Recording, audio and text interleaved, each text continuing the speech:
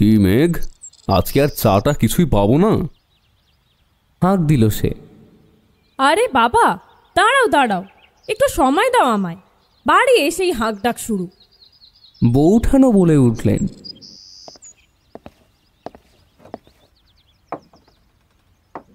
ধোঁয়া ওঠা গরম গরম 3 কাপ একটু সুজির হালুয়া নিয়ে হাজির হলেন বৌঠান।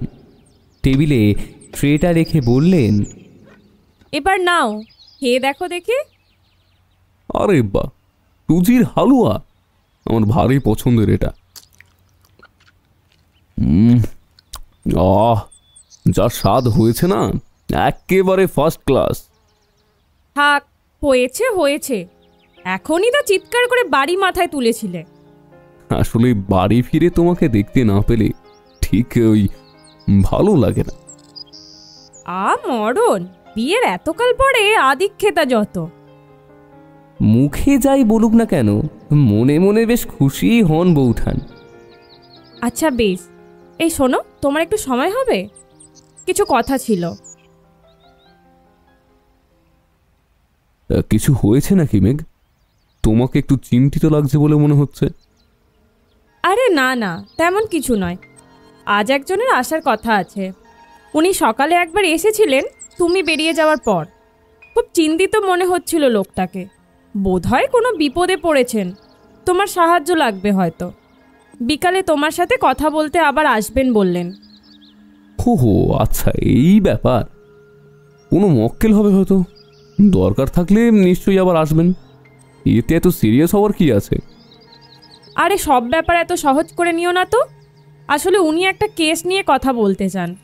কথা শুনে মনে হলো গোপনীয় কিছু। ও তাই? তোমার সাথে কথা হয়েছে বুঝি? তা তুমি কি বললে? আমি আর কি বলি, বললাম উনি বাড়ি নেই, আমি এসব ব্যাপারে কিছু জানি না। বিকেলে উনি বাড়িতেই থাকে, বিকালেই আসুন। ভালো করেছো আসতে বলে, দেখা যাক কি বলেন উনি। তবে বিজয়কে দেখছি না তো, সে আবার গেল কোথায়? এখানেই তো ছিলেন ঠাকুরপো। ও বোধহয় ভিতরে গেছেন। বেচারামকে দিয়ে ডাকতে পাঠাচ্ছি, দাঁড়াও। দাঁড়াও, আমি ডেকে আনছি। এইসব লেখকদের মাথায় লেখা ঢুকলে আর কোনো কথাই কানে যায় না। কি, আমাকে নিয়ে কথা হচ্ছিল বুঝি? হ্যাঁ ঠাকুরপো, আপনার কথাই হচ্ছিল। এই একটু চা এনেছি, খেয়ে নিন।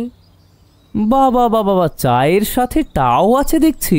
বাহ, চমৎকার।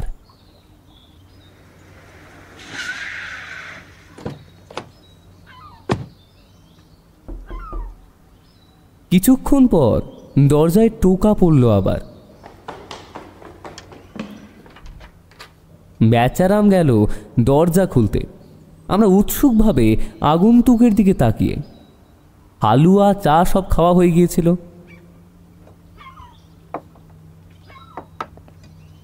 বৌঠান সব বাসন ট্রেতে করে নিয়ে ভিতরে চলে গেল। ঘরে এলেন যিনি, তার বয়স আন্দাজে 50। বেশ উঁচু লম্বা ফর্সা আর ব্যক্তিত্বময় পুরুষ। জিজ্ঞাসা করলেন, আচ্ছা বলছি, আমি কি রথিজিৎ সান্যালের সাথে একটু কথা বলতে পারি? হ্যাঁ বলুন, আমি রথিজিৎ সান্যাল। আপনি কে আর কি দরকার সেটাও বলুন। আমি অলোকেশ বড়ুয়া, পেশায় একজন ব্যবসায়ী। আসলে ব্যাপারটা একটু জটিল আর সত্যি খুব গোপনীয়। মানে ওনার সাথে যদি একটু একান্তে কথা বলতে পারতাম আর কি। আপনি নিশ্চিন্ত থাকতে পারেন, ও আমার সহকারী বিজয়। আপনি নির্দ্বিধায় বলুন কি ব্যাপার। আমি গোড়া থেকেই বলছি আপনাদের সবটা, তাহলে আপনাদের বুঝতে একটু সুবিধা হবে। আসলে আমার এক দিদির সমস্যা এটা। আজ থেকে 2 বছর আগেকার ঘটনা। সুহাসিনী সমাদ্দার আমার পিস্তুত দিদি ছিল, আমার থেকে 7-8 বছরের বড়। রাঁচিতেই সে তখন থাকতো। সেখানেই সম্বন্ধ করে স্বজাতিতে নিজেদের মধ্যেই বিয়েটা ঠিক করা হয় দিদির। তখন ওর বয়স কত হবে, হয়তো 20। সে ছিল পড়াশোনায় খুবই ভালো, আর ছেলের বয়স ওই 30-এর মতো হবে। সে একটি প্রতিষ্ঠানের শিক্ষক ছিল। খুব ভালোভাবেই বিয়েটা দেওয়া হয় দিদির। বিয়ে ওখানেই হয়েছিল? হ্যাঁ, রাঁচিতেই হয়েছিল। কয়েকজন পরিবারের লোক নিয়ে সুষ্ঠুভাবেই বিয়েটা সম্পন্ন হয়। বিয়ের সময় প্রচুর গয়নাও দেওয়া হয় দিদিকে। যদিও ওদের কোনো দাবি ছিল না। তারপর কি হলো? বিয়ের পর ওরা দুজন শহরে ঘর ভাড়া নিয়ে থাকতো। দিদি শ্বশুর বাড়ি ছিল তখন গ্রামে। মাঝে মাঝে ছুটিতে ওরা গ্রামে ঘুরতে যেত। সব স্বাভাবিকই চলছিল। ওদের মধ্যে কোনো ঝগড়া বিবাদের খোঁজ পর্যন্ত পায়নি দিদির বাপের বাড়ির লোকরা। তাহলে সমস্যাটা কি হলো? আরে সেটাই তো বলছি রথজিৎ বাবু, আমার পিসিরা নিশ্চিন্তে ছেলে মেয়ের বিয়ে দিয়েছিল। মাস পাঁচেক পর একদিন হঠাৎ ওদের কাছে খবর আসে যে তাদের মেয়ের অবস্থা আর ভালো নয়। আকাশ থেকে পড়ে ওরা, কারণ সপ্তাহখানেক আগেই ঘুরে এসেছিল বাপের বাড়ি থেকে দিদি। তখন দিদি দিব্যি সুস্থ ছিল। যাই হোক, খবর পাওয়ার সাথে সাথেই ওরা, মানে অর্থাৎ আমার দিদির মা বাবা, তারা সঙ্গে সঙ্গে শহরে চলে যায় দিদির কাছে। এটা কখন হয়েছিল? মানে মানে সময়টা? রাত তখন 1:30। পুলিশ এসে তদন্ত করলেও কিছু সুরাহা হয়নি। কি জানি কি ঘটেছিল সেদিন। তো আপনাদের কি মনে হয়, মানে কি হয়েছিল? দেখুন, আমি তো আর ওই দিন সেখানে ছিলাম না, তবে সবটা শুনে না আমার ওই জামাইবাবু, মানে রাজেশকেই আমার সন্দেহটা হয়। হঠাৎ এমন মনে হওয়ার কারণ সেই ঘটনার 1 সপ্তাহ পর থেকে জামাইবাবুকে কেউ আর খুঁজে পাচ্ছে না। কিভাবে খুন হলো বা পুলিশের তদন্ত কি হলো জানেন না কিছু? আরে দেখুন, সেসব তো আমি ঠিক কিছু জানি না। আমি শুধু জানি যে তদন্তটা ঠিকঠাকভাবে হচ্ছে না। মানে পুরো জিনিসটাই না ধামাচাপা পড়ে গেছে কেমন। আচ্ছা, আমি এই বিষয়ে একটু খোঁজ নিই আগে। আমার কিছু চেনা জানা আছে রাঁচিতে, কেসটা খুব আশ্চর্যজনক। তাই আমি আগে একটু খোঁজ নিই, তারপরে খোঁজ নিয়ে আপনাকে ডেকে পাঠাবো, আর সেদিনই বলবো এরপর আর কিছু করা যাবে কিনা। আপনি একটু দেখুন না স্যার। নিশ্চয়ই।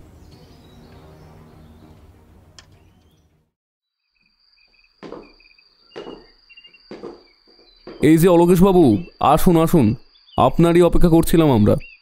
আমি আমার পরিচিতি কাজে লাগিয়ে যতটুকু জানতে পেরেছি তা হলো, সেই দিন পুলিশকেও ডাকা হয়, কারণ দেখা যায় আপনার দিদির শ্বাসরোধ করে হত্যা করা হয়েছে। আপনার দিদির লাশের পাশে বসে অঝরে কাঁদতে থাকে আপনার জামাইবাবু রাজেশ। ওকে জিজ্ঞাসাবাদ করেও পুলিশ কিছুই জানতে পারেনি। সে জানায় ওই দিন সে রাত 10টা পর্যন্ত বাড়ির বাইরে ছিল। বাড়ি ফিরে দেখে এই কাণ্ড। অলোকেশ বলল, পুলিশ সব ঘর তল্লাশি করে কিছু খোয়া গেছে কিনা সেটা জানতে। রাজেশের মারফত তারা জানতে পারে আলমারিতে বেশ কিছু টাকা ছিল, কিন্তু সেটাও পাওয়া যাচ্ছে না। প্রাথমিক তদন্তে পুলিশ নিশ্চিত হয় টাকার লোভেই ওনার দিদি সুহাসিনী সমাদ্দারের খুনটি হয়েছে। আমি বলে উঠলাম, তারপর কি হলো? পুলিশ লাশ ময়না তদন্তের জন্য পাঠায়, আর অলোকেশবাবুর পরিবারের সকলকে শহর না ছাড়ার আদেশ দেয়। এই পর্যন্ত সব ঠিকঠাকই ছিল। রাজেশ ও ওনার পিসিদের পরিবার ইতিমধ্যেই বিপর্যস্ত। তবু ভারাক্রান্ত মন নিয়ে তারা পরের দিন লাশ নিয়ে আসে, আর পরের পারলৌকিক ক্রিয়া নিয়ম নিষ্ঠা মেনে করা হয়। এই কদিন তারা রাজেশের ভাড়া বাড়িতেই ছিল। এর মধ্যে একদিন তাদের সকলকে থানায় জিজ্ঞাসাবাদের জন্য ডাকা হয়। সকলেই নিজেদের জানার পরিধি অনুযায়ী সহযোগিতা করে পুলিশের সাথে। এর মধ্যে অস্বাভাবিক কিছু ছিল না। রাজেশের ব্যবহারও ছিল সম্পূর্ণ স্বাভাবিক। স্ত্রীর আকস্মিক প্রয়াণে সে মুষড়ে পড়েছিল, যা দেখে সকলেই তাকে আদর্শ পুরুষ ভেবে নেয়। কিন্তু গন্ডগোল বাঁধে 10 দিন পর। কেন 10 দিনে বাবার কি হলো? আকস্মিকভাবেই রাজেশকে খুঁজে পাওয়া যাচ্ছিল না। পুলিশ কেসের কোনো কিনারা না হওয়া পর্যন্ত সকলকেই শহর না ছাড়ার আদেশ দিয়েছিল। যেহেতু অলোকেশ বাবুর পিসিরা শহরের কিছুটা দূরেই থাকে, তাই তাদের বাড়ি ফিরে যাওয়ার অনুরোধ পুলিশ মেনে নেয়। নইলে জামাইয়ের বাড়িতে এতদিন থাকা উচিত নয় ভেবেই তারা পুলিশকে অনুরোধ জানিয়েছিল। একটু থেমে রথিজিৎ আবার বলতে শুরু করে, ইতিমধ্যে ময়না তদন্তের রিপোর্ট পায় পুলিশ। সেখানে স্পষ্ট বলা ছিল রাত 10:30 থেকে 11:30টার মধ্যে শ্বাসরোধ করে খুন করা হয়েছে। নিজেকে বাঁচানোর চেষ্টা করেছিলেন মৃতা, কিন্তু শেষ রক্ষা হয়নি। মৃতার মুখে রক্ত পাওয়া গেছে, যেটা তার খুনির হতে পারে। সেই জন্যই পুলিশ পরিবারের সকলকে থানায় আসার আদেশ দেয়, সাথে রাজেশকেও। কিন্তু সেদিন থেকেই রাজেশের কোনো খোঁজ পাওয়া যাচ্ছে না। সে কি, পুলিশ কিছু ব্যবস্থা নেয়নি? মানে রাজেশের খোঁজ করেনি কোথাও? রাজেশ যেখানে পড়াতো সেখানে গিয়েও জানা যায় সে সেখানে কদিন ধরে অনুপস্থিত। কেন আসেনি তা জানা যায়নি। পুলিশ রাজেশের বাড়িতেও গিয়েছিল, কিন্তু সেখানেও তালাবন্ধ। আশেপাশের কেউ কিছু বলতে পারেনি।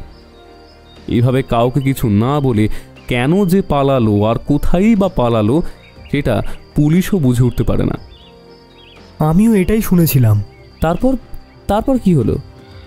মৃতা সুহাসিনী দেবীর ময়না তদন্তের রিপোর্ট পাওয়ার পর থেকেই পুলিশের সন্দেহ ছিল রাজেশের উপর।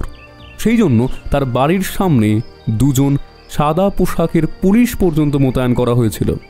সকলের চোখে ধুলো দিয়ে কিভাবে পালিয়ে গেল রাজেশ সেটা কেউ জানে না এখনো পর্যন্ত।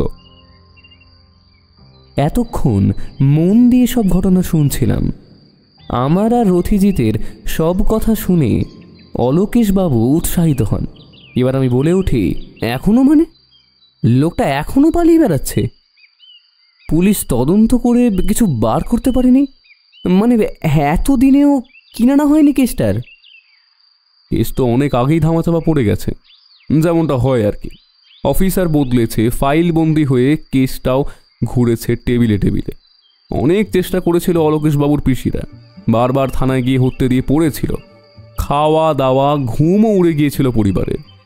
তারপর একদিন মেয়েটার শোকে তার বাবাটাও হার্ট অ্যাটাক করলো, আর মা এও না উড়ে বেঁচে আছে, পুরোপুরি শয্যাশায়ী। খালি মাঝে মাঝে মেয়ের নাম ধরে চিৎকার করে ওঠে।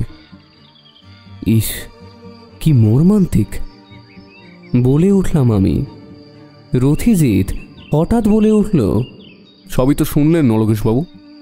কেসটা যথেষ্ট উদ্বেগজনক জানি, কিন্তু এতদিন আগের একটা কেস রিওপেন করবেন কিভাবে? আর অপরাধীকে ধরার চান্সও প্রায় নেই বললেই চলে। তৎক্ষণাৎ কেস নিয়ে হইচই করলে হয়তো লাভ হতো, কিন্তু এতদিন পর সব প্রমাণ কি পাওয়া সম্ভব? আর পেলেও অপরাধী কি এখনও সেখানে থাকবে? সে তো ধরাছোঁয়ার বাইরে চলে যাবে। ইনফ্যাক্ট গেছেও হয়তো। মিথ্যে মরিচিকার পিছনে ঘুরে কি লাভ হয় বলুন তো? আরে সেটা তো আমি জানি রথিজিৎ বাবু, তবু একবার শেষ চেষ্টা করে দেখতে কি ক্ষতি আছে? এতদিন তেমন কোনো অর্থবল ছিল না আমার, তাই ইচ্ছা থাকলেও না কোনো কিছু করতে পারিনি আমার দিদিটার জন্য। আমাদের পরিবারের একমাত্র মেয়ে ছিল, আর তার এমন পরিণতি আমরা সত্যি কেউ মন থেকে মেনে নিতে পারছি না। আমার মাও না দিদিকে নিজের মেয়ের মতো ভালোবাসতেন, তাই একবার শেষ চেষ্টার জন্য আপনার কাছেই ছুটে আসা আর কি। আমি একটা কথা বলতে চাই। জানি আইনের হাত পা বাঁধা, রুলস আর রেগুলেশনের বাইরে আইন যেতে পারে না, কিন্তু এই কেসটার ক্ষেত্রে আমি আর্জি জানাচ্ছি, যদি কেসটা রিওপেন করা যায়, তুমি দেখো একবার রথিজিৎ, তোমার তো অনেক চেনাশোনা রয়েছে। তবে আর কি, বিজয় যখন বলে দিয়েছে তখন বিষয়টা খতিয়ে দেখতেই হচ্ছে। পুলিশের সাথে আমি কথা বলে দেখছি কি করা যায়। তবে হ্যাঁ, চেষ্টা করব। গ্যারেন্টিটা এখন দিতে পারছি না। ব্যাস, আমি এইটুখানিই চেয়েছিলাম রথিজিৎ বাবু। জানি আপনি সজ্জন মানুষ, এরকম বিপদের নিশ্চয়ই সাহায্য করবেন আপনি। আপনি শুধু দেখুন কেসটা যাতে সমাধান করা যায়। আপনি কিন্তু এই বিষয়টা পুরোপুরিভাবে দেখবেন। হ্যাঁ, পুলিশ তাদের মতো কাজ করছে, করুক, আমার তাতে না কোনো আপত্তি নেই, কিন্তু আপনাকে ব্যক্তিগতভাবে বিষয়টা আমি অনুরোধ করে যাচ্ছি, একটু শুধু দেখবেন। এর মধ্যেই বৌঠান আমাদের জন্য চা পাঠিয়েছিল। চা খেয়ে উঠতে যাব এমন সময় অলোকেশবাবু একটা খাম দিলেন রথির হাতে। বললেন, রথিজিৎ বাবু, এ নিন, আপনার পারিশ্রমিক বাবদ কিছু অগ্রিম টাকা এখানে রইল। রথিজিৎ কিন্তু নিল না। সে বলল, দাঁড়ান, আগে দেখি কেসটার কি গতি হয়। কিছু কাজ হলে আমি নিজেই চেয়ে নেব, আপনাকে ব্যতিব্যস্ত হতে হবে না। কেসটা বেশ অভিনব, আমি নিলাম এটা। তবে কতদূর কি হয় সেটাই দেখার। আপনাকে না অসংখ্য ধন্যবাদ রথিজিৎ বাবু। আসছি আজ তাহলে। হ্যাঁ হ্যাঁ, আসুন। আর আপনার ঠিকানাটা দিয়ে যান, আমি 1-2 দিনের মধ্যেই আপনার সাথে যোগাযোগ করে নেব। অলোকেশবাবু একটা সাদা কাগজে নাম ঠিকানা লিখে আমাকে দিয়ে দিলেন।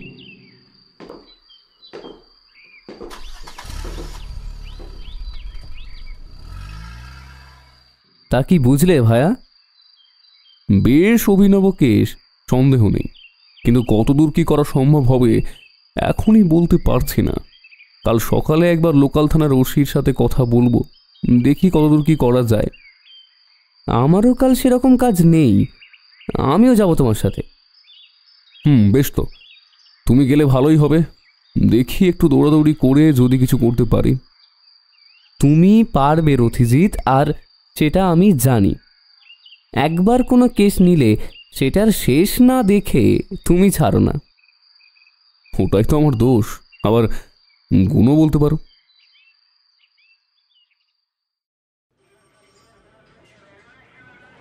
সবই তো শুনলেন ইন্সপেক্টর, তাহলে বলুন এবার কি করা যায়। দেখুন রথিজিৎ বাবু, বেশ পুরনো কেস তো, একটু সমস্যা হবেই। তবে আপনি রিকোয়েস্ট যখন করেছেন, তখন আমি চেষ্টা করব সব রকমভাবে আপনাকে সাহায্য করার। আমি জানতাম আপনি কিছু না কিছু একটা ব্যবস্থা করে দেবেনই। আপনার মতো বন্ধুর জন্য এটুকু করা তো আমার কর্তব্য। দেখুন, রাঁচির কেস যখন এখান থেকে সেটা মনিটর করা যাবে না, ওখানকার পুলিশের সাথে আমার চেনা জানা আছে, আমি তাদের ফোন করে জানাবো সবটা। আপনি বরং কালই চলে যান রাঁচিতে, বাকিটা ওখানে গিয়েই পরিকল্পনা করবেন। পুলিশ হয়তো নিজে কেসটা নিতে চাইবে না, কিন্তু আমি বলে রাখবো অফিসিয়াল ও নন অফিসিয়াল সব রকম সাহায্য ওরা আপনাকে করবে।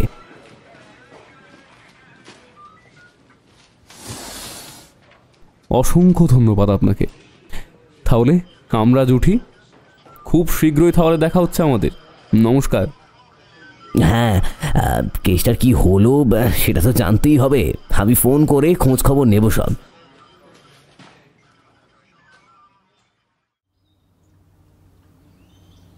চলো বিজয়, একবার অলোকেশ বাবুর ওখানে যেতে হবে।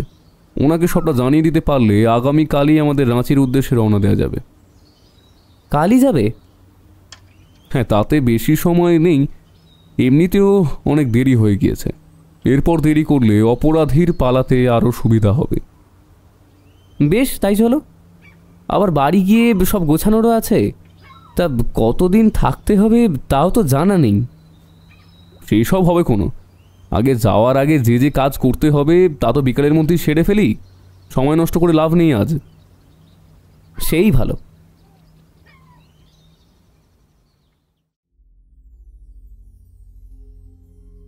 অলোকেশবাবুর বাড়িতে সব জানিয়ে টিকিটের ব্যবস্থা করে আরও কিছু কাজ সেরে বাড়ি ফিরতে প্রায় দুপুর গড়িয়ে বিকেল। বৌঠান খুব দুশ্চিন্তা করছিল, আমাদের দেখেই রাগারাগি শুরু করে দিল। ওদের দাম্পত্য কলহে কান না দিয়ে আমি স্নান করতে গেলাম, এসে চুপচাপ খেতে বসে গেলাম। বৌঠানের অভিমান বোধহয় কিছুটা কমেছে। রাঁচিতে বেড়াতে যাওয়ার নাম শুনে বেশ খুশি দেখলাম তাকে। খাওয়া দাওয়া শেষ করে আমি গেলাম আমার ঘরে ওই একটু ভাত ঘুম দিতে।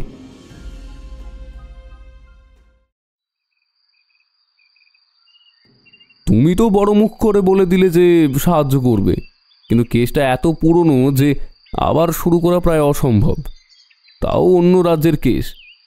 এত সহজ হবে না ব্যাপারটা। পুলিশের তো কিছু প্রোটোকল থাকে, ওখানকার থানার কেসের কাগজপত্র, তারপর এভিডেন্স, এসব পাওয়া কি এতটাই সোজা মনে হচ্ছে তোমার? শুধুমাত্র নিয়মের বেড়ায় একটা অপরাধী বুক ফুলিয়ে ঘুরে বেড়াবে আর তার পরিবার দীর্ঘদিন ধরে হাহাকার করবে, তা তো উচিত নয় বলো? সেটাও ঠিক, দেখি এবার কি হয় ওখানে গিয়ে। আর ওখানকার ব্যবস্থা কিছু হলো? মানে থাকা খাওয়া? মেঘমালা তো যাবে আমাদের সাথে। হ্যাঁ, ওই অলোকেশবাবু বললেন ওনার চেনা জানা হোটেল আছে, এখানে দুটো রুম নেব। একটায় তুমি আর অলোকেশবাবু, আর একটায় আমি আর মেঘ। উনি অবশ্য বলেছিলেন ওনার পিসির বাড়িতে থাকার কথা, কিন্তু আমি বারণ করলাম, কারণ একেই উনি অসুস্থ, তারপর ওদের ব্যতিব্যস্ত করার কোনো মানে হয় না।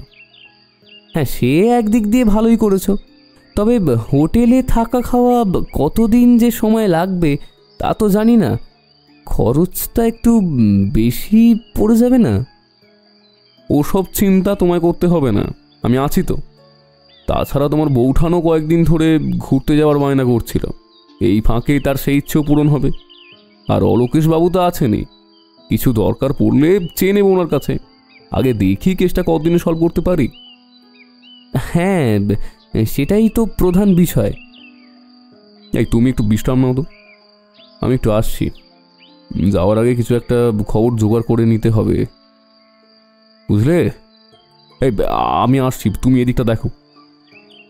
ঠিক আছে, তাহলে তুমি এসো, আমিও দেখি লেখার কাজটা একটু এগিয়ে মালপত্রটা গুছিয়ে নিই।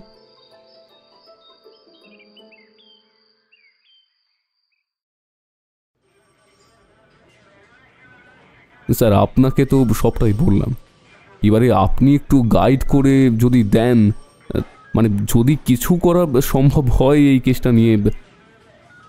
দেখো রথিজিৎ, তোমাকে তুমি করেই বললাম, বয়সে তুমি আমার চেয়ে অনেকটাই ছোট হবে। নিশ্চয় স্যার, আমাকে আপনি তুমি করে বললেই বেশি খুশি হব। বেশ, তবে শোনো, তুমিও প্রোটোকল সব জানো নিশ্চয়ই। এতদিন হয়ে গেছে, তাই এটা ধামাচাপা পড়ে যাওয়াই স্বাভাবিক। আবার আরেকটা সম্ভাবনাও থাকতে পারে যে ওই থানার কোনো অসৎ অফিসারই টাকার জন্য কেসটা ইনভেস্টিগেশন করেনি ঠিকভাবে।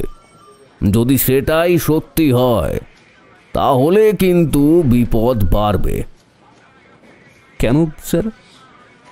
কারণ তাহলে সে বা তারা, আমার অনুমান যদিও একের অধিকও হতে পারে, তো সে বা তারা কেসটা ধামা চাপা দিতে ফাইল লুকিয়ে ফেলবে বা তথ্য লোপাট করে ফেলবে। এরকম কি আদৌ হতে পারে স্যার? দেখো ইয়ং ম্যান, তোমার চেয়ে দুনিয়া আমি বেশি দেখেছি, লাখ লাখ কেস এতদিনে দেখে ফেলেছি, কোনোটাই অমূলক নয়, বুঝলে? আসলে স্যার, শেষের ব্যাপারটা ঠিক ঠিক বুঝলে না, তাই তো? দেখো, তুমি যেমনটা বললে সেরকম অনুসারে পুলিশের সাসপেক্ট হওয়া উচিত ছিল ওই মৃতার স্বামী ও তার পরিবার। হ্যাঁ, কিন্তু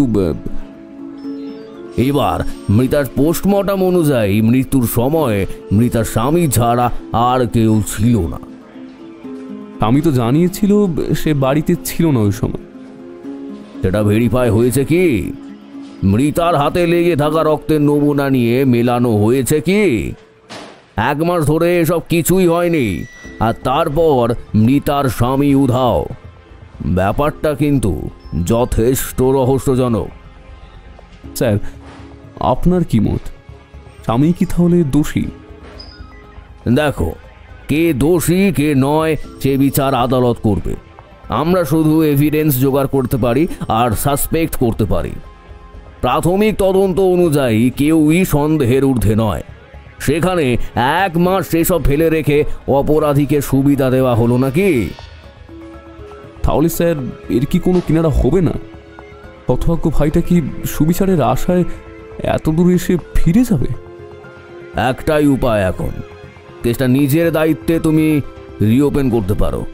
সেক্ষেত্রে যা যা সাহায্য দরকার, মানে আরও প্রয়োজন হবে, সেসব আমি করব। অশেষ ধন্যবাদ স্যার, আপনি এত কিছু করলেন আমার জন্য। তোমার জন্য নয় রথিজিৎ, ন্যায় হচ্ছে বিচারের জন্য। আফটার অল আমরা সকলেই ন্যায় প্রতিষ্ঠার কাণ্ডারি। নিজেদের কাজটা তো করতেই হবে। একজন অপরাধী বুক ফুলিয়ে সমাজে ঘুরে বেড়াবে, আর তার পরিবার সুবিচারের আশায় তিলে তিলে মরবে। এই তো কখনোই কাম্য নয়। একদম ঠিক বলেছেন স্যার, শুধু কেসটা এতটাই পুরনো, কতদূর ন্যায় বিচার হবে সেটাই সন্দেহের। লেগে থাকো, সব হবে। আর তুমি যখন আছো তখন তো হতেই হবে। যাই হোক, এবার আমায় উঠতে হবে, আমার কিছু কাজ আছে। আমি কথা বলে রাখছি রাঁচির ডিপার্টমেন্ট ও হাই কমান্ডের সাথেও। হ্যাঁ স্যার, নিশ্চয়ই। আজ আসি তাহলে, যদি পরে কিছু দরকার হয় বিরক্ত করব কিন্তু আবার। নিশ্চয়ই, তুমি যখন খুশি আসতে পারো।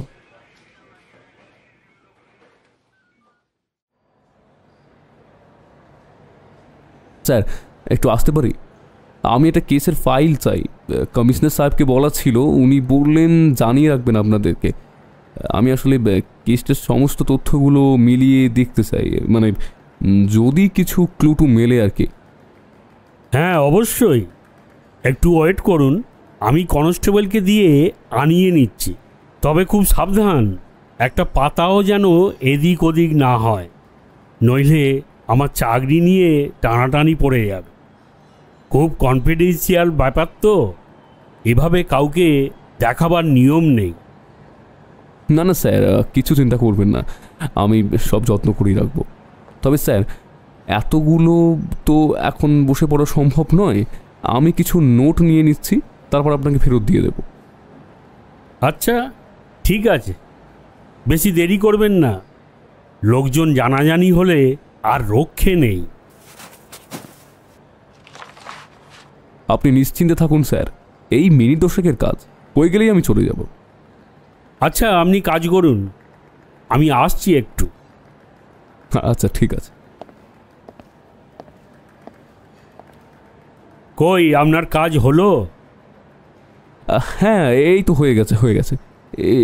এই নিন, এটা তো তিনটে, হ্যাঁ এই নিন আপনার সব ফাইল।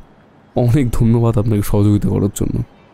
হ্যাঁ একটু রিস্ক ছিল এ কাজে, তাই তাড়া দিচ্ছিলাম। সে তো বটেই।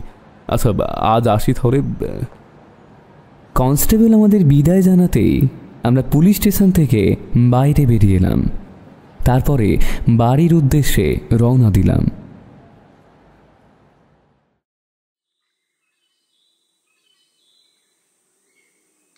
কিছু তথ্য পেলে?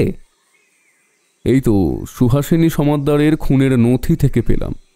খুনের আনুমানিক সময় রাত 9টা থেকে 12টার মধ্যে শ্বাসরোধ করে খুন করা হয়। বাড়ি থেকে 10,000 টাকাও উধাও। খুনের মোটিভ হচ্ছে টাকা চুরি। হ্যাঁ বলছি, আর কিছু তথ্য পেলে? হ্যাঁ বিস্তারিত রিপোর্ট লেখা রয়েছে, পরে পোস্টমর্টম রিপোর্ট আর উপস্থিত সকলের জবানবন্দিও। তাহলে আমরা যা ভাবছিলাম তা নয়, পুলিশের কেউ এতে জড়িত নেই? সঠিকভাবে বলা মুশকিল, তবে মনে হয় নেই। থাকলে এত স্পষ্ট সব রিপোর্ট নথি এসব থাকতো না। তবে ইনভেস্টিগেশন আর করা হলো না কেন? আর এই সুহাসিনীর স্বামীর ফেরার হওয়ার ব্যাপারটা কিছু নেই? না, তারপর আর তদন্ত চলেইনি, 7 দিন মাত্র চলেছে। তাহলে কি করবে এবার? আমি ভাবছিলাম এসেছি যখন, একবার সুহাসিনী যে ভাড়া বাড়িতে থাকতো সেখানে আর ওর শ্বশুর বাড়িতে এবার খোঁজ খবরটা নিয়েই যাই। গেলেই কি কেউ মুখ খুলবে? চেষ্টা করে দেখি কিছু পাই নাকি। ছদ্মবেশ ধরবো ভাবছি। বায়োস্কোপের কথা বলে এলাকার লোকের সাথে একটু ভাব জমাতে হবে। দেখো চেষ্টা করে। আমিও যাব নাকি সাথে? হ্যাঁ সে তো যেতেই হবে। তুমি একা একা গাড়িতে বসে থাকলে লোকে সন্দেহ করতে পারে। হ্যাঁ ঠিক আছে ঠিক আছে, চলো তাহলে।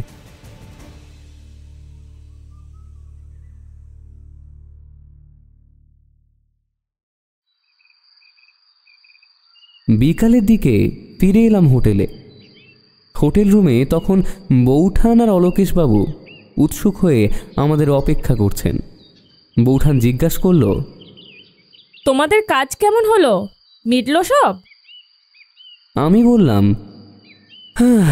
আর মিটলো কি যে হয়রানি আর বলো না। যাকেই জিজ্ঞাসা করি খালি ঠোঁটলটায়, মানে কিছু জানলেও সে বলবে না। এই হয়েছে মানুষের এক রোগ, যদি বিপদে পড়ি তার চেয়ে ভালো এড়িয়ে চলি। তার মানে কিছু খবর পাওনি, তাই তো? বলেছিলাম খালি খালি যেও না। হলো তো এবার বিশ্বাস? আমরাও ছাড়াই পাত্র নই বুঝলে। ইনিয়ে বিনিয়ে গল্প করে ঠিক আদায় করেছি কথা ওখানকার এক চায়ের দোকানদারের থেকে। কি বললো? সেই সব তোমাকে পরে বলে দেব। এখন তাড়াতাড়ি কিছু একটা খাবার অর্ডার দাও। পথে কিছু খাইনি তেমন, শুকনো মুড়ি আর চপ খেয়েছি। খিদে পেট জ্বলছে, এই আবার বেরোতে হবে। অলোকেশবাবু, এবার আপনাকেও যেতে হবে আমাদের সাথে। সোজা ওখান থেকেই আপনার পিসির বাড়ি যাব। আমরা একটু ফ্রেশ হয়ে আসছি। আচ্ছা তাই হবে। তা কি অর্ডার করব? আরে বাবা, যা ইচ্ছে কিছু একটা করো তো, অনেক বেলা হলো, ভাত ডাল এসব যা পাওয়া যায় খেয়ে নেব।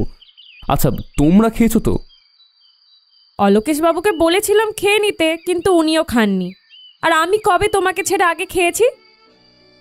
তোমার এক রোগ মেঘ, এত বেলা হলো, খেয়ে নিতে তো পারতে। আপনিও না খেয়ে অপেক্ষা করছেন অলোকেশ বাবু। এক যাত্রায় আর পৃথক ফল হবে কেন? আর তাই আমি খাইনি। আসুন এবার সবাই মিলে নিচে যাওয়া যাক। আপনারা বরঞ্চ ফ্রেশ হয়ে নিন, আমি আগে গিয়ে অর্ডারটা করছি। আচ্ছা আচ্ছা, বেশ বেশ, আর কি বলি, তাই করুন, তবে তাড়াতাড়ি। হ্যাঁ, আমাদের হাতে কিন্তু সময় খুব বেশি নেই। যত তাড়াতাড়ি সব তথ্য জোগাড় করতে পারবো ততই মঙ্গল। রহস্যের জট ছাড়াতে ঠিক ঠিক তথ্য প্রমাণই আসল কথা। সে তো নিশ্চয়ই, আমি সব রকমভাবে আপনাদের সাহায্য করতে প্রস্তুত আছি। ব্যাস, তাহলেই হবে। বিজয়, তাড়াতাড়ি তুমিও ফ্রেশ হয়ে নাও, আর মেঘ তুমিও শাড়ি পরে একেবারে রেডি হয়ে নাও। খেয়েই আমরা বেরোবো কিন্তু। আমিও যাব নাকি তোমাদের সাথে? নিশ্চয়ই, এই ভিন রাজ্যে তোমাকে একা এভাবে হোটেলে রেখে আমরা যাব নাকি?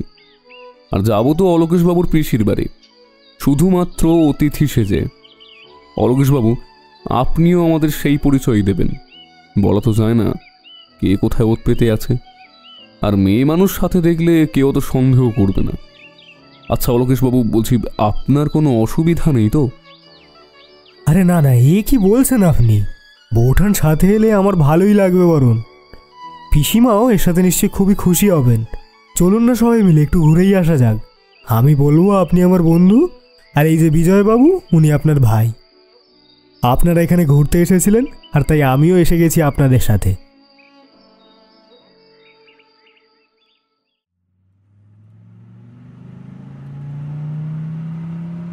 আচ্ছা, কি বুঝলে বলো তো বিজয়, সুহাসিনী দেবীর শ্বশুর বাড়িতে? যাওয়ার পথে জিজ্ঞাসা করলো রথিজিৎ আমাকে। মনে হলো তো কেউ কিছু জানে না, সত্যিই বলছে হয়তো। শাশুড়ি মায়ের ব্যবহার একটু অস্বাভাবিক লাগলো না? কেমন যেন সাজানো অভিনয়। ছেলের বউয়ের কথা জিজ্ঞাসা করতেই হাউমাউ করে কেঁদে ফেললেন। হ্যাঁ, সে তো হতেই পারে। ছেলের বউয়ের প্রতি এত দরদ একটু চোখে লাগে বইকে। সে না হয় বুঝলাম, কিন্তু ক্লু তো কিছু পাওয়া গেল না।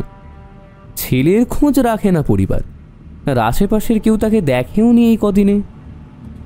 স্ট্রেঞ্জ, একটা মানুষ এভাবে উবে গেল জাস্ট, এ কি সম্ভব? সেটাই তো ভাবাচ্ছে। 10,000 টাকা, একটা খুন, আবার খুনি উধাও।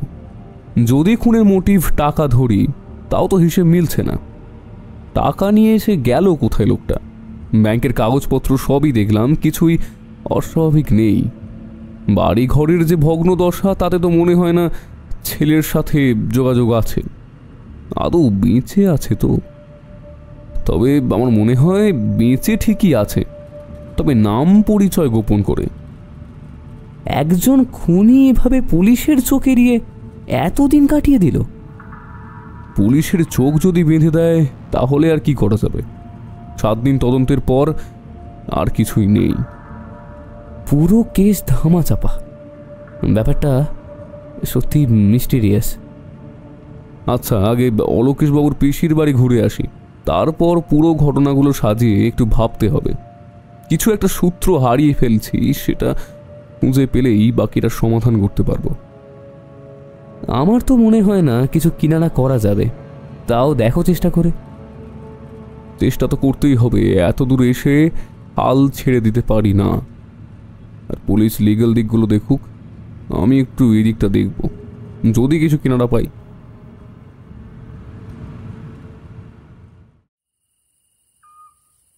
ধুর, এত কিছু করেও কিছু লাভ হলো না। বেকার বেকার গাধার মতো ঘুরে মরলাম এই কদিন। আরে বাবা, আগে থেকে হাল ছাড়লে হবে কি? দেখতে দাও না কদিন। কদিন? এই তো 3 দিন ধরে ঘুরে মরছি, কিছুই তো সুরাহা হচ্ছে না কেসের। কে খুনি, সে কোথায় গেল, কেন গেল, সবই তো এখনো ধোঁয়াশা। ওই যে কথাটা শোনো নেই, যেখানে দেখিবে ছাই উড়াইয়া দেখো তাই। পাইলেও পাইতে পারো অমূল্য রতন। অমূল্য রতন? তা কি পেরে শুনি? পেয়েছি ভায়া, অনেক কিছুই পেয়েছি। এবার সূত্র ধরে ঠিক মতো এগোলেই অঙ্ক মিলবে। মাঝে মাঝে তুমি যে কি হেয়ালি করো কিছুই বুঝে উঠতে পারি না বাবা। তোমার অত শত বুঝে কাজ নেই, তুমি লেখায় মন দাও। আমি একটু আসছি বাইরে থেকে। মেঘকে বলে দিও ফিরতে রাত হতে পারে আমার। ও ঘুমোচ্ছে এখন, তাই আর জাগালাম না। আচ্ছা সে যাও, তবে কোথায় যাচ্ছ সেটা তো বললে না। সে আছে, এসে বলছি সব তোমাকে। আচ্ছা সাবধানে যেও। হ্যাঁ হ্যাঁ, আসছি আসছি।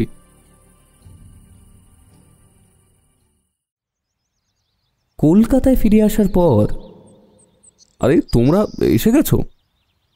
হ্যাঁ এই তো কিছুক্ষণ হলো। তুমি কোথায় গিয়েছিলে?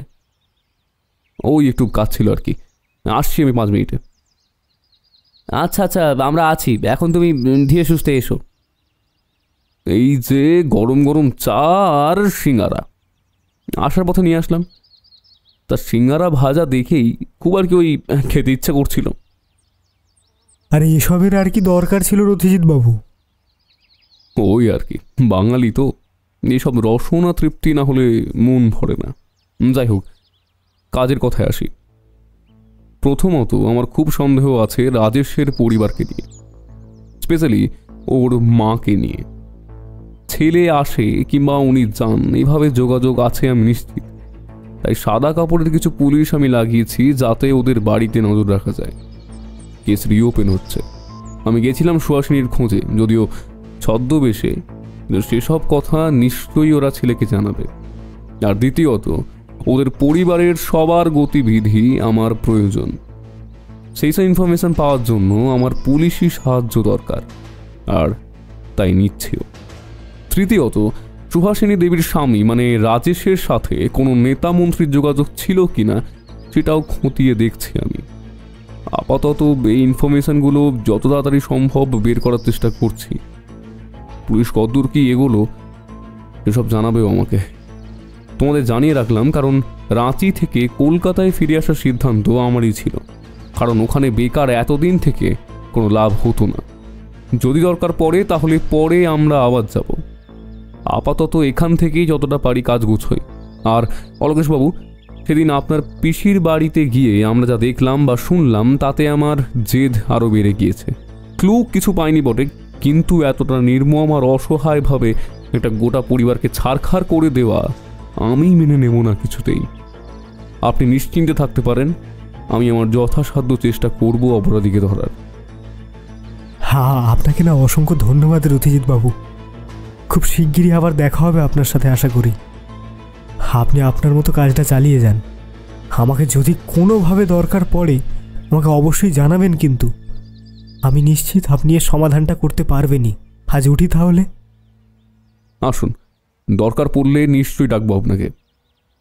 আচ্ছা রথিজিৎ, একটা কথা বলো তো আমায়, তুমি শিওর এই রাজেশ নামে লোকটা বেঁচে আছে আর ওর বাবা মায়ের সাথে যোগাযোগও আছে এটাও? ছেলের বউয়ের নামে এত কাঁদলো, অথচ ছেলের নাম তুললেই কেমন ভয় পেল দেখনি। আমি শিওর রাজেশ জীবিত আছে আর ওদের যোগাযোগও আছে।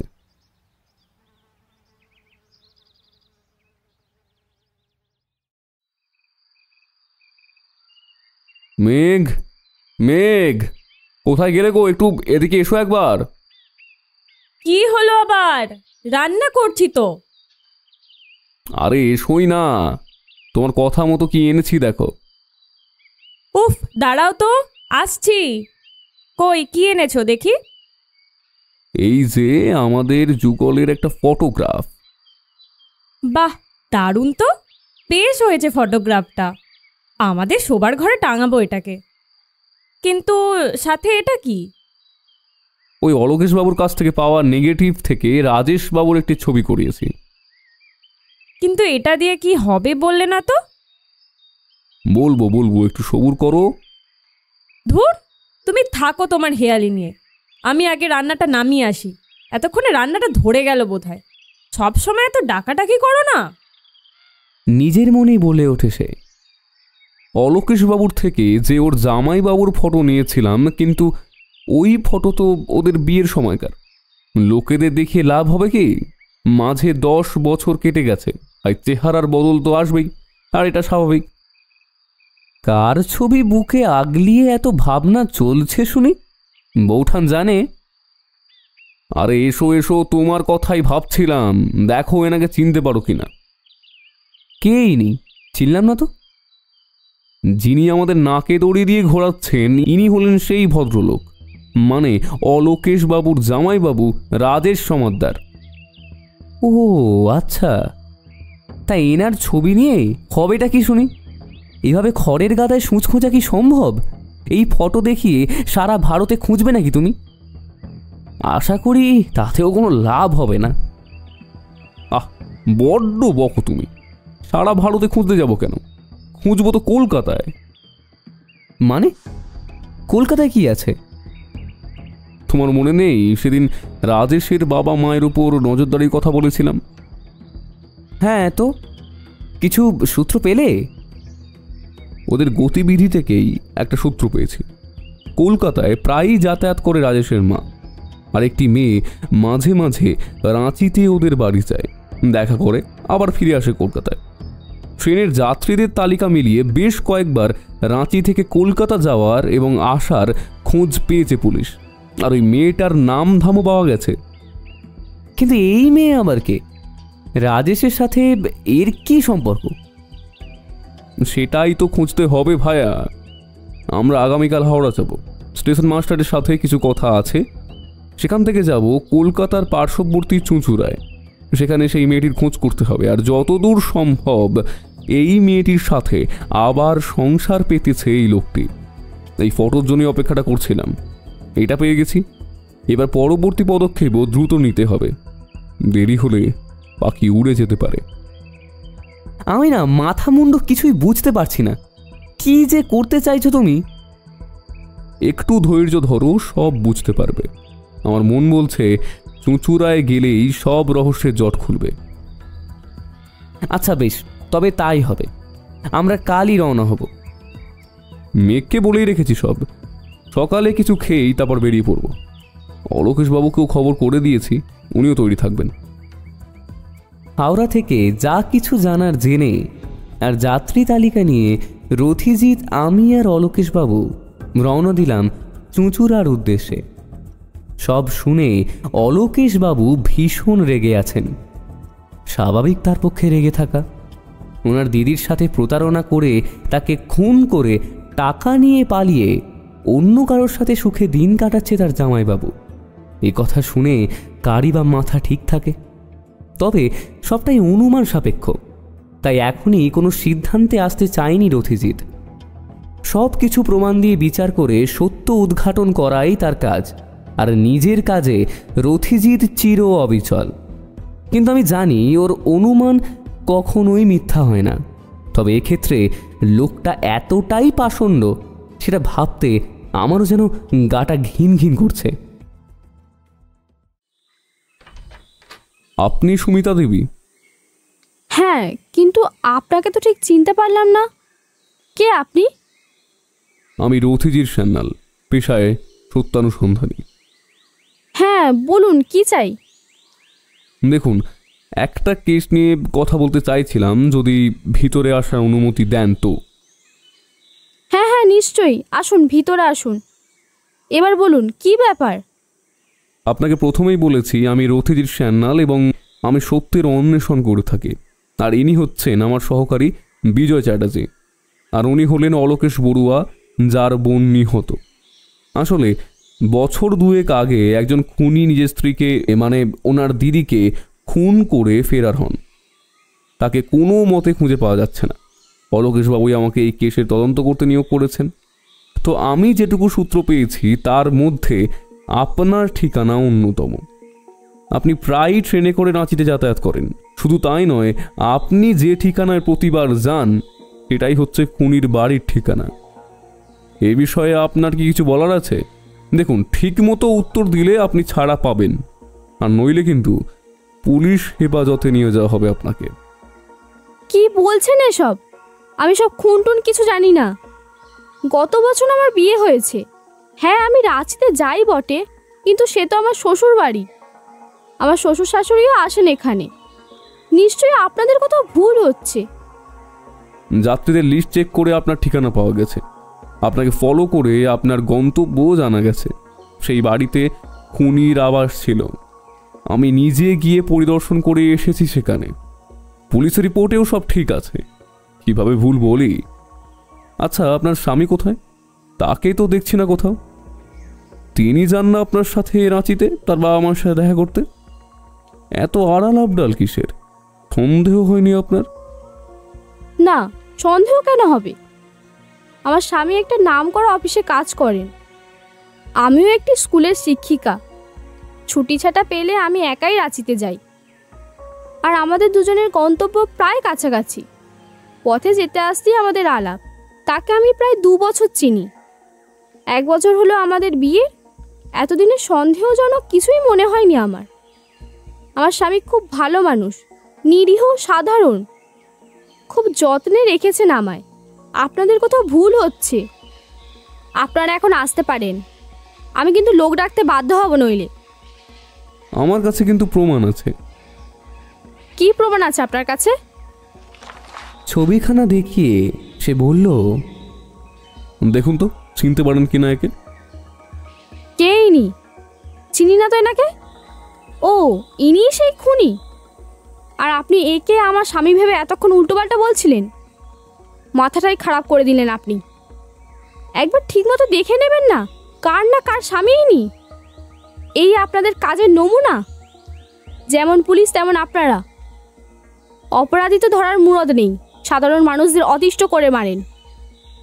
জানতো, আসুন এবার একটু বিশ্রাম নেব আমি। কোথা থেকে চলে আসে সব। কি বলছেন আপনি? এটা আপনার স্বামী নয়? না, আমার স্বামী শ্রী মৃদুল সরকার। এই দেখুন আমাদের বিয়ের ছবি। বিশ্বাস না হলে আমাদের আশেপাশে লোকেদের জিজ্ঞাসা করে দেখতে পারেন। কিন্তু এটা কিভাবে সম্ভব? আপনি যে বাড়িতে যান, যেটা আপনার শ্বশুর বাড়ি বলছেন, এই খুনিও সেখানেই থাকতো। ওর জন্ম, প্রমাণপত্র, অন্যান্য নথি সব আছে সেখানে। আমি সেই রাঁচি থেকেই এসব জোগাড় করেছি, আর সেই কলকাতা থেকে এসেছি শুধু আপনার খোঁজে। কিন্তু এটা কিভাবে সম্ভব? দেখুন, ব্যাপারটার গুরুত্বটা বুঝুন। এটা একটা খুনের কেস। আপনার নাম কিন্তু এতে জড়িয়েছে। এরপর থানায় নিয়ে যাওয়া হবে আপনাকে। একজন মহিলা হিসেবেই বলছি, যদি কিছু বলার থাকে বলুন প্লিজ। কিছু লুকোবেন না। হয়তো অপরাধীকে আড়াল করতে গিয়ে আপনিই ফাঁসবেন। আর একটা কথা, পুলিশ বা আমরা কেউই অকর্মণ্য নয়। যতটা পারি নিজেদের সবটুকু দিয়ে কেস ইনভেস্টিগেট করি। সম্মান না করতে পারেন, অসম্মান করবেন না প্লিজ। বিশ্বাস করুন স্যার, ইনি আমার স্বামী নয়। কোনো কালেই ছিল না। একে আমি চিনি না পর্যন্ত। আমার নাম বা আমার স্বামীর নাম এই কেসের মধ্যে কিভাবে এলো জানা নেই আমার। কিন্তু দুজনের ঠিকানা, বাবা মা তো এক হওয়া সম্ভব নয়। নিশ্চয়ই তিনি পরিচয় গোপন করেছেন, নইলে এটাই বা কিভাবে সম্ভব তা আপনিই বলুন। 1 মিনিট, কি বলেন?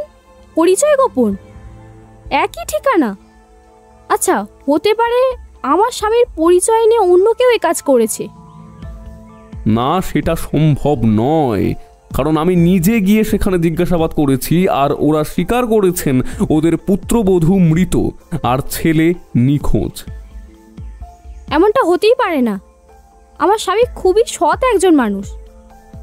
যার তার কথায় আমি তাকে সন্দেহ করতে পারবো না। আপনারা আসুন তো এবার। আমার এই এক ব্যাপার নিয়ে বারবার কথা বলতে ভালো লাগছে না। আর আপনাদের ফটোতে যাকে দেখছি সে তো আমার স্বামীই নয়। তাহলে সব ফালতু কথা আমি শুনতে যাবই বা কেন? আচ্ছা, আপনার স্বামীর নামটা কি বললেন? আর পেশা কি? আমার স্বামীর নাম মৃদুল সরকার। উনি একটি কোম্পানিতে ভালো পদে কাজ করেন। এখন উনি অফিসে। দয়া করে এবার আপনারা আসুন। আমি এবার সত্যিই বিরক্ত হচ্ছি। আপনাদের আর কোনো প্রশ্নের উত্তর দিতে আমি বাধ্য নই। এই বলে যাওয়ার পর দেখিয়ে দিলেন সুমিতা দেবী।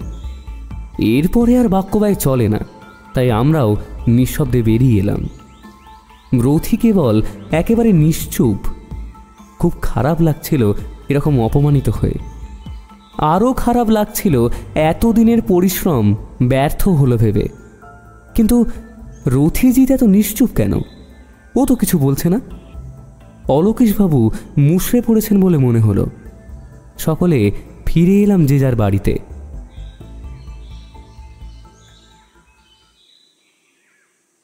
কি নাম বললো?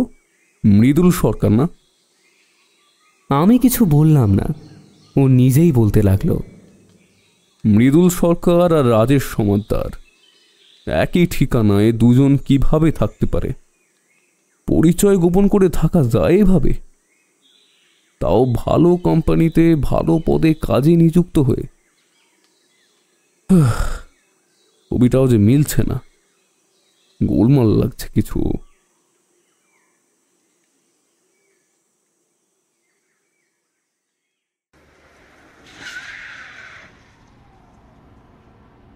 সুমিতা দেবীর অফিসের সামনে গিয়ে গাড়িটা দাঁড়ালো। গাড়ি থেকে নেমে আমরা প্রবেশ করলাম সুমিতা দেবীর অফিসে। আপনি ঠিক জানেন যে রাজেশ নয় মৃদুল? না না, রাজেশ নয়, মৃদুলই ছিল।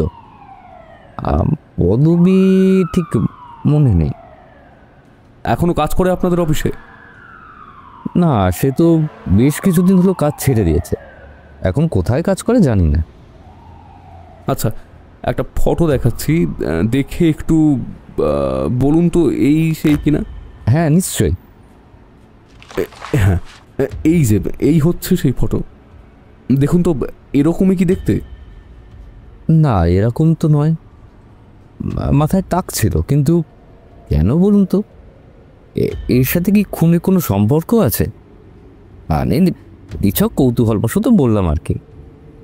একসাথে ওঠা বসা করেছি, টিফিন খাওয়া, গল্প করা, সব। কিন্তু এখন আর কোনো যোগাযোগ নেই। যতদূর সম্ভব ইনি সেই খুনি। কি সাংঘাতিক, বলেন কি? হ্যাঁ, ইনি সে, কিন্তু 2 বছর ধরে পালিয়ে বেড়াচ্ছেন। তবে এবার তোকে ধরবই। আচ্ছা, আজ আসি। যদি দরকার পড়ে আবার আপনাকে বিরক্ত করব। আর আপনার ঠিকানাটা একটু দেবেন প্লিজ। হ্যাঁ নিশ্চয়ই, এই আমার কার্ড, এখানেই আমার ঠিকানা আছে। আচ্ছা, আসি তাহলে, ধন্যবাদ।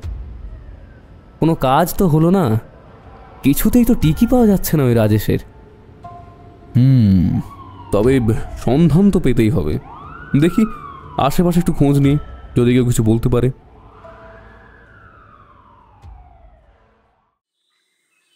রথিজিৎবাবু, আপনি কিছু খোঁজ পেলেন? আমি কিন্তু এখনো আশায় আছি। না, ভেবেছিলাম হয়তো খোঁজ পাবো, কিন্তু কোনো ক্লুই পেলাম না। নাম ভারিয়ে কাজে ঢুকেছিল, অফিসে গিয়েও কিছু সুরাহা হলো না। কেউ ওর খোঁজ দিতে পারলো না। কিছুদিন আগেই অফিস ছেড়ে দিয়েছে ও। এখন কোথায় কি করে কেউই জানে না। এ বাবা, এত দূর এসেও কিছু সুরাহা হলো না? কি হবে এবার? ও আর মৃদুল একই ব্যক্তি, আপনি নিশ্চিত? অন্য কেউ তো হতে পারে। আমার অনুমান অন্তত তা বলছে না। হতে পারে ওই সুমিতা দেবী জড়িত। এখনই কিছু নিশ্চিন্ত করে বলতে পারছি না। আপনি বরং আজ আসুন অলোকেশবাবু, আমি নিজেই আপনাকে সংবাদ দেব। তবে এটুকু বলতে পারি, আশার আলো আমি পেয়েছি। বাহ, তবে তো আর চিন্তার কোনো কারণই নেই। আপনি আছেন যেখানে, সেখানে সত্য উদ্ঘাটন তো হবেই, হে আমার স্থির বিশ্বাস। আজ আসছি তাহলে। আপনি খবর দিলেই আমি শিগগির হাজির হব।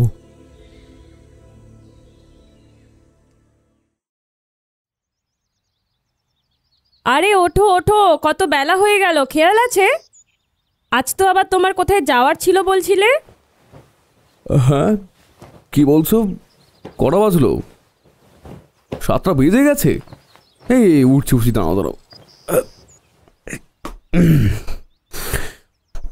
এই তুমি একটু চা চাপাও ঝটপট। আজ আর সকালে জলখাবার করতে হবে না, আমি পথে কিছু খেয়ে নেবো। ঠিক আছে, চা চাপিয়েছি তবেই তোমাকে ডাকতে এলাম। আর ঠাকুরপো যাবে না? না না, আজ ওর কাজ আছে অন্য, আমি একাই যাব। শুধু শুধু কি যে এত ছোটাছুটি করছো কে জানে। কেস তো সেই তিমিরেই, সুরাহা তো কিছুই হচ্ছে না। আরে বাবা, কে বলেছে সুরাহা হয়নি? সবটা জলের মতো পরিষ্কার। বিকালে অলোকেশ বাবুকেও আসতে বলেছি, পুলিশও আসবে সন্ধ্যার মধ্যে। মানে ব্যাপারটা কি? আমি তো কিছুই বুঝতে পারছি না। আরে বাবা, সব বলবো তোমাকে, আগে ফ্রেশ হয়নি, আমায় বেরোতে হবে তাড়াতাড়ি। কোথায় যাবে আবার বলো তো? বললে তো কেস সুরাহা হয়েছে। টেক্সকো লিমিটেডের অফিসে। সেটা আবার কোথায়? আর সেখানে গিয়ে হবেটাই বা কি? সব বলবো তোমাকে, আগে চা খেয়ে তৈরি হয়নি, এসে সব জানাবো। বুঝতেই পারছি তুমি রহস্যের গিট খুলে ফেলেছো। আচ্ছা তুমি তৈরি হয়ে নাও, আমি চা বিস্কুট দিয়ে যাচ্ছি। আচ্ছা।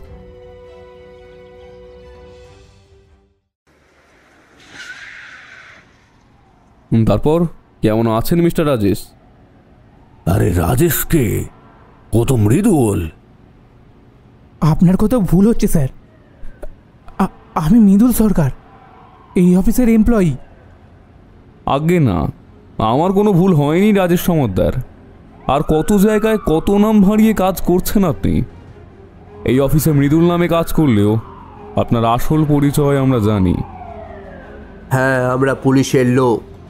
You are under arrest. আমি তো কিছুই বুঝতে পারছি না, আপনারা কারা? আমায় অ্যারেস্ট করছেন কেন? কি করেছি আমি? কি করেছো সব ফাঁস হয়ে গেছে বাছাধন। এবার থানায় চলো, বাকি কথা ওখানেই হবে। মিস্টার ভাটিয়া, আপনাকে কালকেই আমি বলেছিলাম এর ব্যাপারে। আজ পুরোপুরি নিশ্চিত হয়েই এখানে এসেছি। ইনি একজন খুনি, একে গ্রেপ্তার করা হলো, আর আপনার অফিস থেকেই গ্রেপ্তার করা হলো যাতে পালাতে না পারে। আপনি একটু সাহায্য করবেন আমাদের। হ্যাঁ হ্যাঁ, বলুন না, বলুন কি করতে পারি বলুন। অফিসের মালিক মিস্টার ভাটিয়া বলে উঠলেন, প্রয়োজনে আপনাকে কোর্টে ডাকা হতে পারে, তাই আপনাকে একটু কষ্ট করে কোর্টে আসতে হবে তখন। ঠিক আছে ঠিক আছে, টাকা হলে নিশ্চয়ই যাব। এভাবে পরিচয় গোপন করা এক খুনির বিরুদ্ধে নিশ্চয়ই নিশ্চয়ই সাক্ষী দেব আমি। Don't worry sir. অসংখ্য ধন্যবাদ আপনাকে। চলুন সকলে একে নিয়ে থানায় যায়, সেখান থেকে বাকি প্রক্রিয়া চলবে। এবার কি করা হবে? থানায় বলা আছে এখান থেকে পুলিশি পাহারায় ওকে রাঁচির থানায় পাঠানো হবে। ওখানেই আপাতত জেলে থাকবে রাজেশ। তারপর যা করার ওখানকার পুলিশ বিবেচনা করবে। আচ্ছা বেশ, সকলে এখন থানাতেই চলো তাহলে।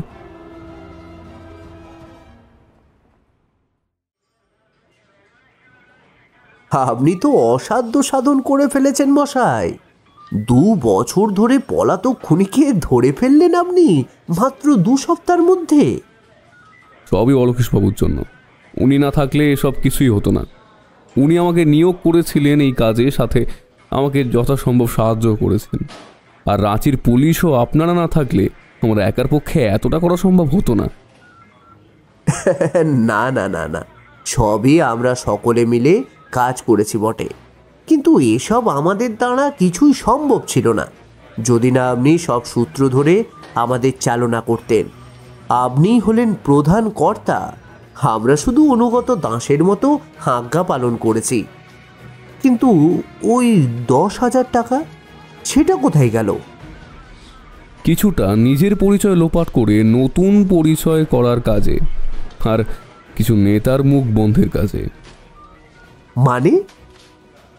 মানে ওই যে 7 দিন তদন্ত চলে সব থেমে যায়, তার কারণ হলো পার্টির উঁচু নেতাকে ঘুষ দিয়েছিল রাজেশ, যাতে কেসটা ধামাচাপা দেওয়া যায় আর কিছু টাকা দিয়ে নিজের নাম বদলে রেশন কার্ড, ভোটার কার্ড বানায়, তারপর কলকাতায় চলে আসে।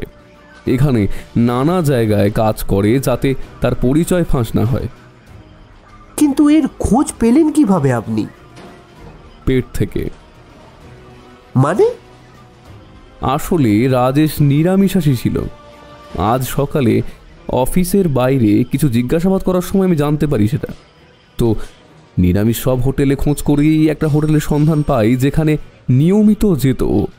সেখানকার কাছাকাছি সব অফিসে খোঁজ নিতেই রাজেশের সন্ধান পাই।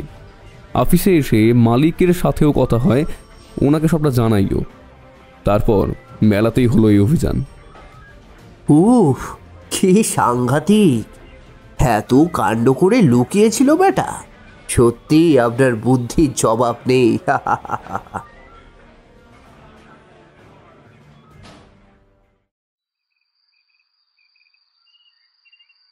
বিকেলে আমি, অলোকেশবাবু, পুলিশ ইন্সপেক্টর সবাই ছিল আমাদেরই বাড়ির বৈঠকখানায়। চা পর্ব সেরে সকলে উৎসুক হয়েছিলাম রহস্যের জাল কিভাবে রথিজিৎ খুলল তা শোনার জন্য। রথিজিৎ বলে উঠল, সবাই নিশ্চয়ই জানতে চান কিভাবে আমি এত কিছু জানতে পারলাম। আসলে সেদিন সুমিতা দেবীর সাথে কথা বলে আমার খুব খটকা লেগেছিল। মেয়েরা যেখানে সন্দেহবাতিক হয়, বরের সব কিছুতেই খুঁত ধরে, সেখানে নিজের স্বামীর খুন করার কথা শুনেও বিচলিত হননি উনি। উল্টে আমাদের অপমান করে তাড়িয়ে দেন। তারপরে আমি ছদ্মবেশ ধরে ওনার বাড়িতে নজর রাখি। ওনাকেও নজরে রেখেছিলাম। ওনার অতীত জানতে পারি ওনার স্কুলের সহকর্মী শিক্ষিকাদের কাছ থেকে। আসলে এ সবই ছিল ওদের মাস্টার প্ল্যান। সুমিতা আর রাজেশ ওরফে মৃদুল একে অপরকে অনেক আগে থেকেই চিনত। বিয়ে করবে বলে ঠিক করে, কিন্তু বাড়িতে মত ছিল না। তারপর বাড়ির কথায় রাজেশ বিয়ে করে, আরও প্রচুর টাকাও শোনা পায়। সেগুলো আগেই হাতিয়ে নেয় সে। তারপর সেদিন 10,000 টাকা চুরি করতে গিয়ে হয়তো ধরা পড়ে স্ত্রীর হাতে। এরপর নিজের স্ত্রীকে খুন করে। কিছুদিন পরে সেখান থেকে আসে কলকাতায়। এখানে বাসা ভাড়া করে থাকতো আর সুমিতা দেবীর সাথে যোগাযোগ রাখত। এরপর একটা অফিসে নাম ভাড়িয়ে যোগ দেয়। কিছুদিনের মধ্যেই অন্য অফিসে যায়। এরই মধ্যে সুমিতাকে বিয়ে করে নিজেদের সংসার স্থাপন করে আগের বিয়ের সময় পাওয়া পণের টাকা, সোনা, এই সব দিয়ে। আমি বললাম, কিন্তু ফটো ওটাও তো মেলেনি। আসলে ও খুব চালাক। ও জানতো পুলিশের চোখে ফাঁকি দেওয়া অত সহজ নয়, তাই কায়দা করে মাথার চুল এমনভাবে কাটিয়েছিল যেন মনে হয় মাথার সামনে টাক পড়েছে। এতে চেহারাও বদলে যায় কিছুটা, আর সাথে দাড়ি গোঁফ তো আছেই। ব্যাস, চট করে চিনে ফেলার উপায় রইল না। বাপরে, কি সাংঘাতিক! এত কিছু করেও কেমন নিশ্চিন্তে জীবন কাটাচ্ছিল। ভেবেছিল সত্য চাপা পড়ে যাবে, কিন্তু তা যে কখনো হয় না। একদম ঠিক বলেছ ভাইয়া। সত্য কখনো চাপা থাকে না, আর তার অন্বেষণ করাই আমার কাজ। আপনার কাছে না আমি চিরকৃতজ্ঞ হয়ে থাকবো রথিজিৎ বাবু। আপনি যদি এই কেসটা নিয়ে এভাবে উঠে পড়ে না লাগতেন, তাহলে কোনোভাবেই এই খুনিকে ধরা যেত না। আমাদের সকলের চোখে ধুলো দিয়ে মনের আনন্দে সংসার পাতিয়ে জীবন চালাতো। আর আমার পিসি আর পুরো পরিবারটা দিন রাত ঘুমড়ে মরত। এত কাণ্ড করেও কি অবলীলায় ঘুরে বেড়াতো এই পাষণ্ডটা। আপনাকে অসংখ্য ধন্যবাদ। এই দিন সামান্য কিছু আপনার পারিশ্রমিক হিসাবে আপনাকে দিতে চাই। আশা করি ঈশ্বর আপনার মঙ্গল করবে। এই বলে একটা সাদা খাম বাড়িয়ে দিলেন অলোকেশবাবু। তারপর বিদায় নিলেন। আমরাও চুপচাপ খেয়ে নিয়ে শুতে গেলাম যে যার ঘরে। এই রকম একটা ঘটনার যে সাক্ষী থাকতে হবে এমনটা কল্পনাও করিনি কোনোদিন। দিন দিন মানুষের অবক্ষয় কোন পথে চলছে